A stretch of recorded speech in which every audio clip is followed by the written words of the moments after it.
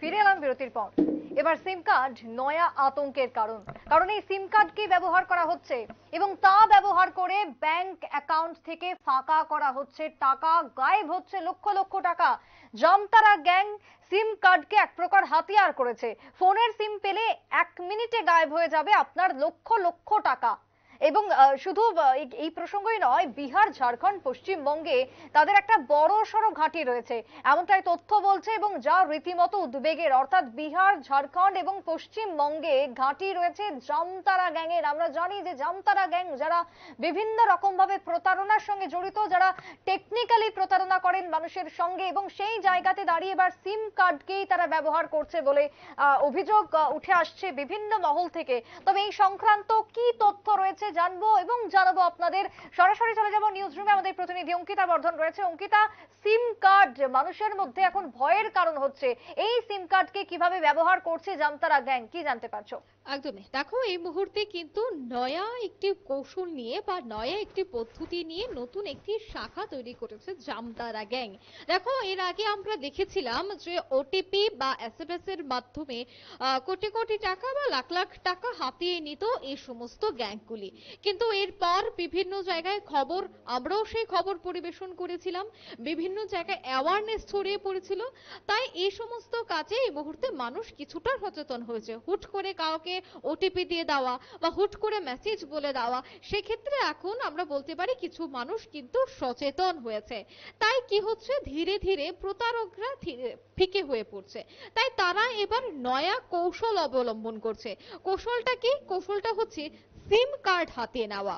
দেখবে, বিশেষ করে দেখা যায় বা এই মুহূর্তে জামতারা গ্যাং এই মুহূর্তে যে কৌশলটি অবলম্বন করছে তা হচ্ছে যে বাস বা ট্রাম বা রেলে গেলে যে যখন একেবারে ভিড় থাকে বা লোক সমাগম বেশি থাকে, তখন সেই সুযোগকে কাজে লাগিয়ে মোবাইল চুরি করে নিয়ে যায়।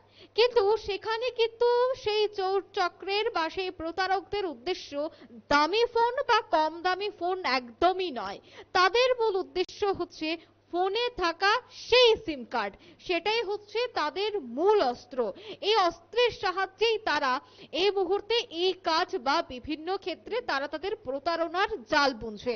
বিশেষ করে কিছুদিন আগে আমি যদি পশ্চিমবঙ্গের কথা বলি, পশ্চিমবঙ্গের বর্ধমানে একটি ঘটনা ঘটেছে। কি হয়েছে, সেখানে একটি যাত্রী তিনি বাসে চড়েছিলেন।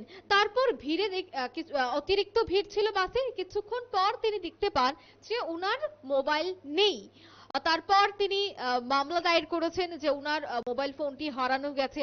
তারপরে দেখা যায় যে টুক করে কিছুক্ষণ পর মোবাইলে একটি মেসেজ আসে। কি মেসেজ আসে? যে তার ব্যাংক অ্যাকাউন্ট থেকে 7 লাখ টাকা গায়েব। তারপর রিপোর্ট বা বিভিন্ন জায়গায় তল্লাশি, গোটা বিষয় নিয়ে যখন পশ্চিমবঙ্গ লালবাজার পুলিশ গোটা বিষয় নিয়ে তদন্ত করে, বিশেষ ক্ষেত্রে শুধুমাত্র পশ্চিমবঙ্গ নয়, আমি বলবো বিহারের মতো যে সমস্ত জায়গা, মেট্রোপলিটন সিটি যে সমস্ত জায়গাগুলি রয়েছে, সেখানে বিশেষ করে এই ঘটনাগুলি ঘটছে। দাবি করা হচ্ছে যে সিম কার্ড রয়েছে, সেই সিম কার্ডের নাম্বার কিন্তু এখন ব্যাংকের সাথে লিংক করা থাকে। আর এই লিংক করা যে অ্যাকাউন্ট, তার থেকে এবার টাকা হাতিয়ে নিচ্ছে। আগে যেভাবে ওটিপি বা এসএমএস, সেই ওটিপি কে সংগ্রহ করে তারা অ্যাকাউন্ট থেকে টাকা নিত, এখন তো সেই বিষয়ে অনেকেই সচেতন। তাই কি করা হচ্ছে, সেই সিম কার্ডটাকে এবার হাতিয়ে নেওয়া হচ্ছে, সেই মোবাইলটাকে হাতিয়ে নেওয়া হচ্ছে। তারপর ওটিপি পাঠানো হচ্ছে অটোমেটিক। তো সিম কার্ড যার কাছে থাকবে তার কাছেই ওটিপি আসবে। তারপর সেখান থেকে লাখ লাখ টাকা, কোটি কোটি টাকা এবার প্রতারকরা গায়েব করে দিচ্ছে। তাই এই মুহূর্তে পুলিশ একটি বিশেষ করে বিজ্ঞপ্তি জারি করেছে। পুলিশ এবারে সতর্ক বার্তা জারি করে। সতর্কটি কি? সতর্কটি হচ্ছে, যদি কারোর ফোন খোয়া যায় তবে সেক্ষেত্রে প্রথমে আগে সিম কার্ডটাকে লক করতে হবে। যদি সিম কার্ডকে লক করে দেওয়া যায়, তারপর কিন্তু কোনো ধরনের অঘটন ঘটবে না। তাই প্রথমে সিম কার্ড লক করার উপর জোর দেওয়া হয়েছে। বিশেষ করে পশ্চিমবঙ্গ এবং বিহারের পুলিশ, তাদের একটা বিশেষ কমিটি এই মুহূর্তে গোটা বিষয় নিয়ে কাজ করছে।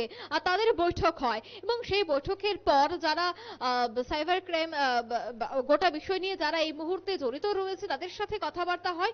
গোটা বিষয়ের পর এই মুহূর্তে জানা গেছে যে এই সিম কার্ড দিয়ে যেহেতু এত টাকা হাতিয়ে নিচ্ছে প্রতারকরা, সেক্ষেত্রে সর্বপ্রথম কাজ হচ্ছে যে সিম কার্ডটাকে লক করতে হবে।